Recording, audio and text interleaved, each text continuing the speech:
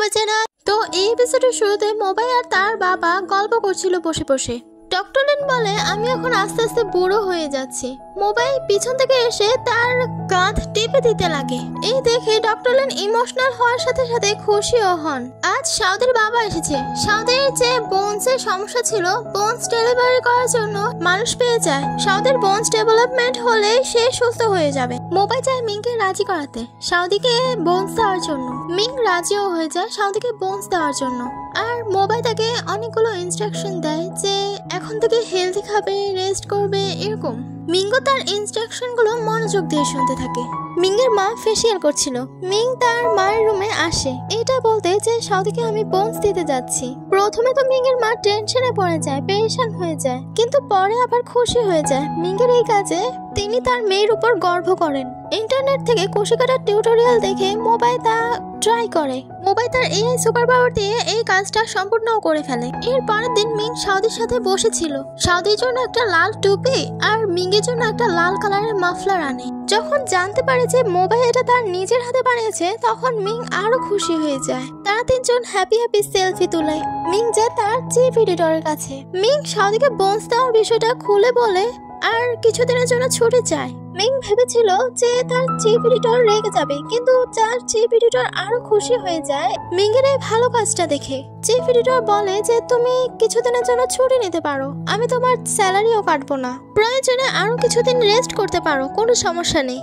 Ming তো খুশি হয়ে যায়। মিং অফিসে বসে কাজ করছিল। মোবাই তার জন্য নিজের হাতে রান্না করে হেলদি খাবার টিফিনে নিয়ে আসে।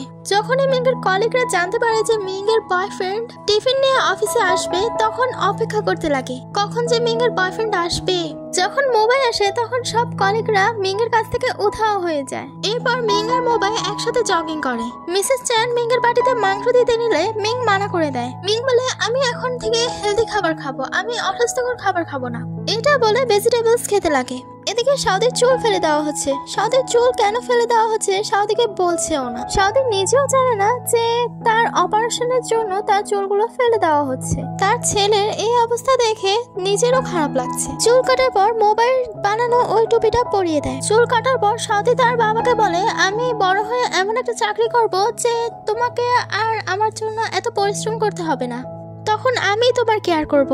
এই কথা শুনে সাউদির বাবা তো ইমোশনাল হয়ে পড়ে। সাউদির কথা ভেবে ভেবে হসপিটালের গার্ডেনের সিঁড়িতে বসে বসে কান্না করছে। কারণ মোবাই আর মিং সাউদিকে বুঝিয়েছে তার বাবার সম্পর্কে সত্য কথা বলেনি। সাউদিকে তার বাবার সম্বন্ধে কোনো ভুল ইনস্ট্রাকশন দেয়নি। সাউদির বাবার জন্য সাউদির ভালোবাসা দেখে সাউদির বাবা নিজেই অনুতপ্ত হচ্ছেন। মোবাই আসলে মোবাইল সামনে বলতে লাগে যে আমি কখনো একটা ভালো বাবা হিসেবে হতে পারিনি, সব সময় আমি ভুলটা করে এসেছি। এভাবে রিগ্রেট ফিল করতে লাগে। মোবাই তাকে বলে আমার বাবাও ছোটবেলায় আমার কোনো কেয়ার করতো না, কিন্তু এখন আমার বাবার আর আমার সাথে ভালো সম্পর্ক।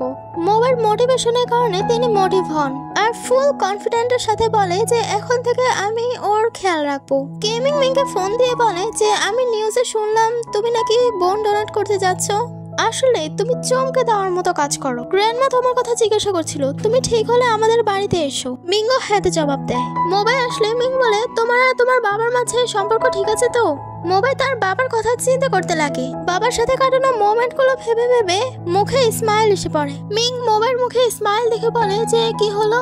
মোবাই বলে না কিছু না, আজ হ্যাপি নিউ ইয়ার। মিং হসপিটালের বারান্দায় দাঁড়িয়ে ছিল।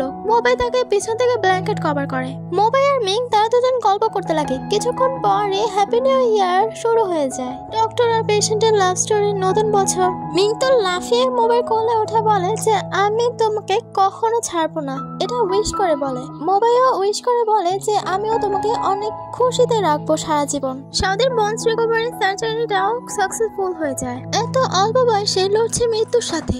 এরপর সিনে চিফ এডিটর মিং এর সাথে দেখা করতে আসে মিং এর খোঁজ খবর নেওয়ার জন্য। মিং মোবাইলকে দেখে বলে এই হলো আমার বয়ফ্রেন্ড। ওখানে মোবাইল সিনিয়র ডক্টর উপস্থিত হন। ওখানে মোবাইল সিনিয়র ডক্টরকে দেখে বলে যে এই হলো আমার এক্স হাজবেন্ড। মিং এটা জেনে অনেক অবাক হয় যে চিফ ডক্টরের এক্স হাজবেন্ড হলো mobile senior doctor. Chief doctor চলে যাওয়ার সময় সিনিয়র ডক্টর বলে যে আমি শুনেছিলাম তুমি নাকি এখনো সিঙ্গেল। মিস ঝা বলে কারণ আমার এগুলোর উপর বিশ্বাস উঠে গিয়েছে, এই লাভ, এই ভালোবাসা। এভাবে কিছুক্ষণ কথা বলতে থাকে। যখন মিস ঝা হাত বাড়ায় ফ্রেন্ডশিপ করার জন্য, তখন সিনিয়র ডক্টর তাকে হাক করে। এর মানে সিনিয়র ডক্টরের মনে এখনো মিস ঝার জন্য জায়গা আছে, এখনো অতটাই কেয়ার করে যতটা আগে করতো। সিনিয়র ডক্টর বলে তুমি তোমার নিজের খেয়াল রেখো। মিং সাউদিকে একটা বোনস দিয়ে দেওয়ার কারণে সে একটু উইক হয়ে যায়। মোবাইল তার খেয়াল রাখে। মোবাইল রুম থেকে বের হলে কেমিং এর সাথে দেখা হয়। কেমিং বলে আমি মিং এর সাথে দেখা করতে এসেছি। মোবাইল বলে আচ্ছা তুমি যেতে পারো। কেমিং বলে কেন, তোমার জ্বলন হয় না যে আমি মিং এর কাছে যাচ্ছি? আমি জানতাম তোমার জেলাসি হবেও না। এটা বলে মিং এর সাথে দেখা না করে চলে যায়। এরপর মিং এর চলে যাওয়ার দিন এসে পড়ে, সবাই তাকে গুড বাই দেয়। এই হলো আরেকটা নতুন ক্যারেক্টার, ওই যে এপিসোড 1, 2, 3 তে দেখিয়েছিল। মোবাইল যার সাথে কথা বলে ভিডিও কলে, এই সে। মোবাইল তার ছোটবেলার ফ্রেন্ড ইউফিকে দেখে অবাক হয়ে যায়। যখন মোবাইল মা ছিল না তখন মোবাইল খেয়াল রাখতো সে। একবার তো মোবাইল তাকে প্রপোজও করে দেয়, কিন্তু ইউফি বলে যে আমরা এখনো ছোট, তুমি এখনো অনেক ছোট যে তুমি আমাকে ভালোবাসবে, আগে আমরা বড় হয়নি। মোবাইল যেন কোনো ডিস্টার্ব না হয় তাই ইউফি পড়ালেখা করার জন্য ইউএসএ তে চলে যায়। আর এত বছর পর ইউফির সাথে দেখা হলো মোবাইল। ইউফি মোবাইলকে জড়িয়ে ধরে, আর এটা দেখে মিং আরো অবাক হয়। মিং ভাবছে আমার সামনে আমার বয়ফ্রেন্ডকে অন্য কেউ জড়িয়ে ধরলো। এই বিষয়টা তো হুয়া আর ডক্টর চ্যানের কাছেও ভালো লাগেনি। তার সামনে মিং আসলে মিংকে দেখে বলে যে তুমি সেই তো মিং যার কথা মোবাইল সব সময় বলতে থাকে, তুমি তো বাস্তবে আরো সুন্দর। ইউফি তার সাথে ইন্ট্রোডাকশন করে। মিং তো পুরোই অবাক হয়ে যায় যে এ আমার আইডেন্টিটি কি করে জানলো, যে আমি কি করে দেখতে। মিং তো তাদের দুজনের সম্পর্কে অত কিছু জানে না, যে তারা দুজন আগে ভিডিও কলে কথা বলতো, এটা তাদের একটা সিক্রেট ছিল। তারপরও মিং হেসে হেসেই কথা বলছে। একটা ইমার্জেন্সি পেশেন্ট আসলে দেখা যায় ইউফিও একটা ডক্টর। মিং তার ফিলিংস গুলো তার বেস্ট ফ্রেন্ড শাওর কাছে শেয়ার করছে। মিং বলে কথা আজব তাই না, যে আমার সামনে আমার বয়ফ্রেন্ডকে জড়িয়ে ধরলো। ডক্টর চ্যান বসে বসে টিভি দেখছে আর নুডলস খাচ্ছে, আর হুই তার সামনে বসে আছে। বেচারা হুই এত চেষ্টা করেও চ্যানের অ্যাটেনশন নিতে পারছে না।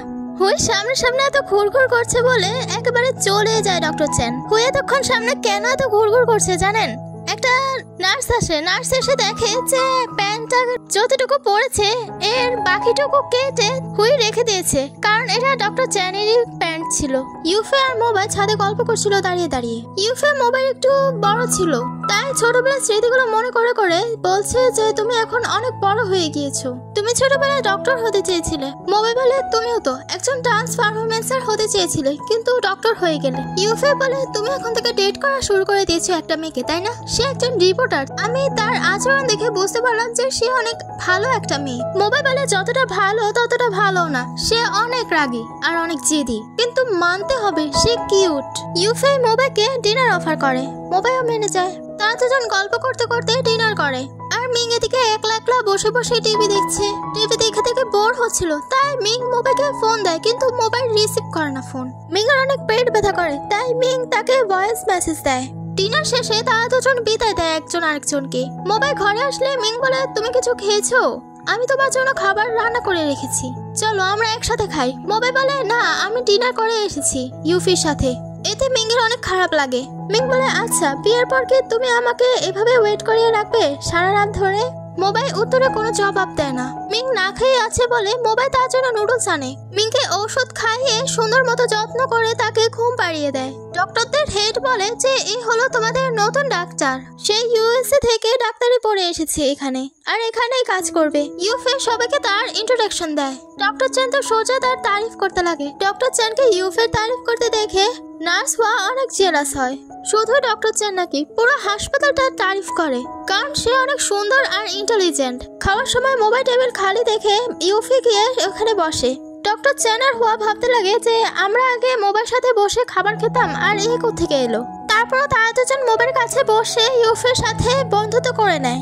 আজকাল মিংয়ের একটুও ভালো লাগছে না, তাই শাওর কাছে যায়। মিং বলে ও হঠাৎ করে মনে পড়লো যে মোবাইল আমাকে একবার বলেছিল যে সে একজনকে ভালোবাসে, কিন্তু তার সাথে কখনোই দেখা হয়নি এখনো পর্যন্ত। শাও বলে এর মানে সে হলো তার ফার্স্ট লাভ। মিং তো সব আশায় ছেড়ে দিয়েছে। মিং ভাবতে লাগে যে তার ভালোবাসা হলো মোবাইলের জন্য একতরফা, বাস আর কিছু না। শাও তাকে মোটিভেশন দিতে লাগে, কিন্তু তারপরও সে হার মানে না। সা বলে যে তোর প্রতিদ্বন্দ্বী এসে পড়েছে, তোকে মোবাইলকে ছিনিয়ে নিতে হবে তোর। মিং তো পুরো মন খারাপ করে বসেই থাকে। ইউফে যায় সাউদির কাছে, কিন্তু সাউদির মন জয় করতে পারে না। তাদের দুজনকে গল্প করতে দেখে মোবাই। ইউফে রুম থেকে বের হলে সাউদির ব্যাপারে মোবাই আরো ইনস্ট্রাকশন দেয় ইউফেকে, যে সাউদি কাইন্ড, সাউদি এমন, সাউদি অমন। তারা দুজন গল্পই করছিল, কিন্তু মোবাই কেন যেন আবার ফিরে যায়। তো এর পরের এপিসোডটাকে দেখবে না? এর পরের এপিসোডটার জন্য অপেক্ষা করতে থাকো, আমি তাড়াতাড়ি নিয়ে আসবো। এরপর আরো মজা হতে চলেছে। মিং কি মোবাইলকে রাখতে পারবে, নাকি ইউফের প্রতি অ্যাট্রাক্ট হবে? এর পরের এপিসোড জানার জন্য সাবস্ক্রাইব করে রাখো, লাইক, কমেন্ট, শেয়ার। তো বাই।